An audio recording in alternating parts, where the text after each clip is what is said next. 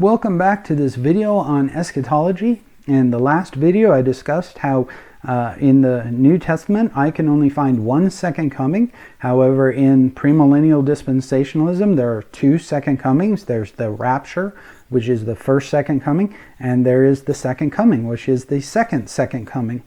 Now, I don't hold to that view that there are two second comings. I hold to the view that there is one second coming, and I believe that I've built the argument as I've progressed through these videos. There's the Old Testament concept of the last days. The New Testament believes that in its time period, in the first century, they had already entered the last days. And Jesus and the apostles refer to a last day, or the last day, a single day in the future. It was in the future to the day that they were writing, and it's still in the future to the day that I'm recording this video. So what will that last day be like? Well, the last day, according to Jesus, is going to be like any other day. It's going to be normal events are going to be transpiring. It's not going to be a day that you could predict is going to be the last day. Interestingly, once again, in premillennial dispensationalism, you have the first second coming, the rapture. You have the second coming, the second coming, and it's on either side of a 7-year tribulation, which would actually kind of defeat the purpose of the second coming being on a day that nobody knows and nobody can figure out. Well, if they're 7 years apart, just take the day of the rapture and add 7 years to it, and you've got to be pretty close to the second coming. And so I don't know why Jesus would say, if that's the system, I don't know why he'd say you can't figure it out. But again, I don't hold to premillennialism. But the last day is going to be a day like any other. Nobody's going to know that it's the last day. Nobody's going to think, hey, you know what, I bet this is the last day. And then events are going to start to happen.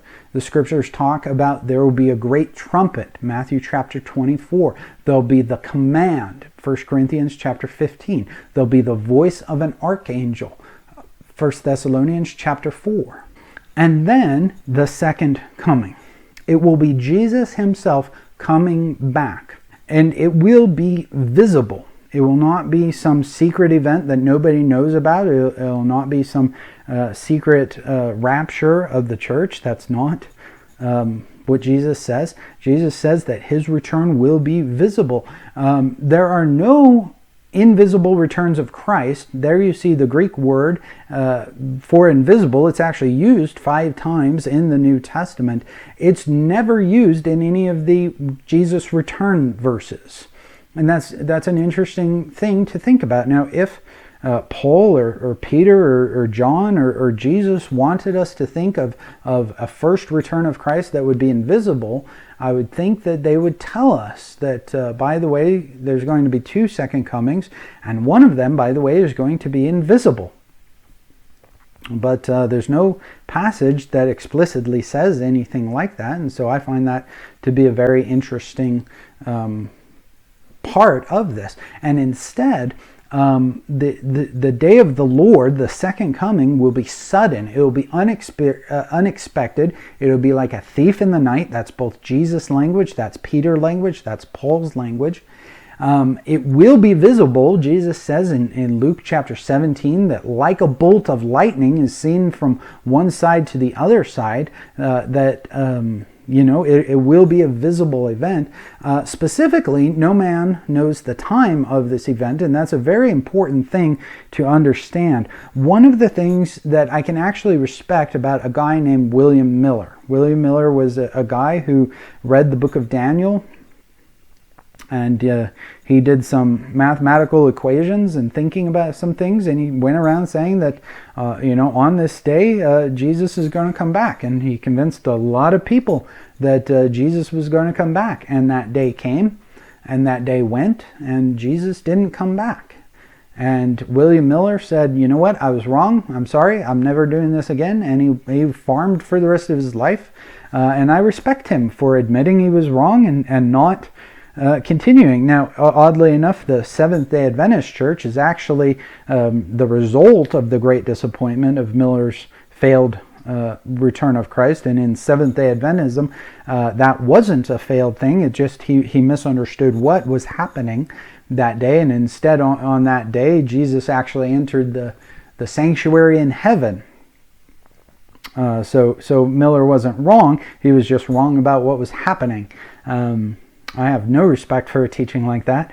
I also have no respect for someone like a Harold Camping, who predicted the return of Christ like 3 or 4 times and was wrong, and then died. Chuck Smith, the founder of Calvary Chapel, wrongly predicted the rapture, I think either 3 or 4 times in his life. Since the end of World War II, there have actually been documented more than 50 times that a person or a group has said, here's the date. Here's the day that the rapture is going to happen, or here's the date that Christ is going to return. Now, some of them are still outstanding to the day of recording this, but they've all otherwise been wrong about it. And I think that that's telling, because Jesus says you can't tell. Nobody knows what's going to, or when it's going to happen. And I think that's something that we need to take very, very seriously. Now, what happens on that last day? Jesus returns, 1 Thessalonians chapter 3, chapter 4, with the dead for the living. He gathers the elect from all the parts of the earth, from the farthest ends of heaven, and all mankind for judgment. Matthew chapter 25, 13, 30, 40 through 43, 47 through 48. So at the second coming, there is the rapture. The rapture and the second coming are the same event. The rapture and the second coming are identical.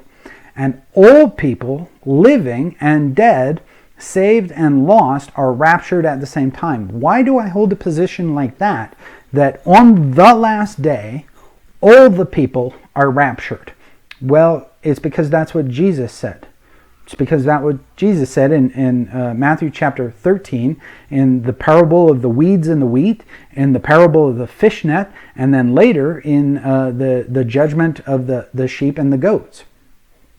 Now I want to remind you, the parable of the weeds and the wheat, Matthew chapter 13, verses 24 through 30, and then the explanation in Matthew chapter 13, verse 36 through 43.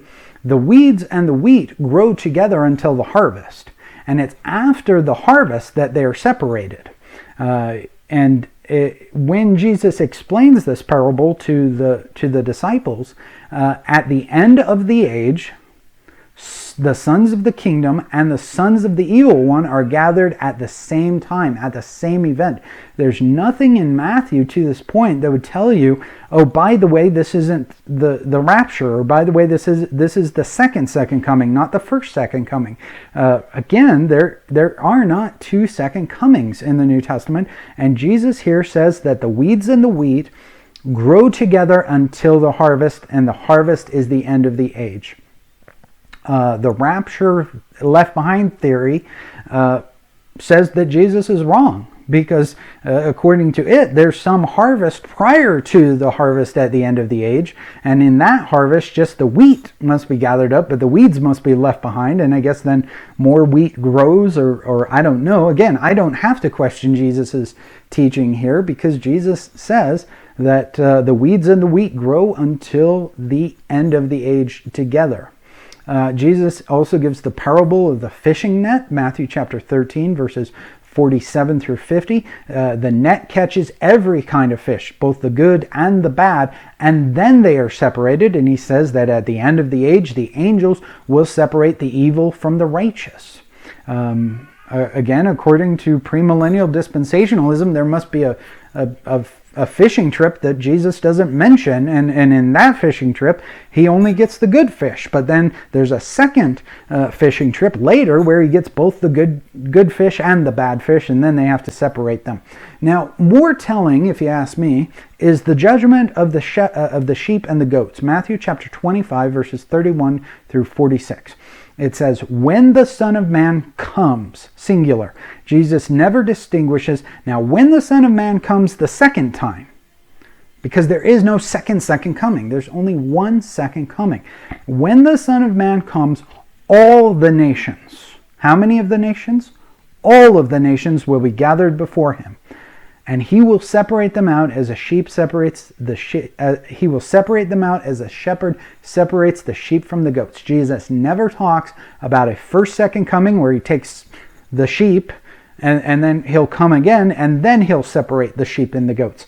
According to Jesus, the weeds and the wheat grow together until the harvest. The fish, the good fish and the bad fish are caught in the same net.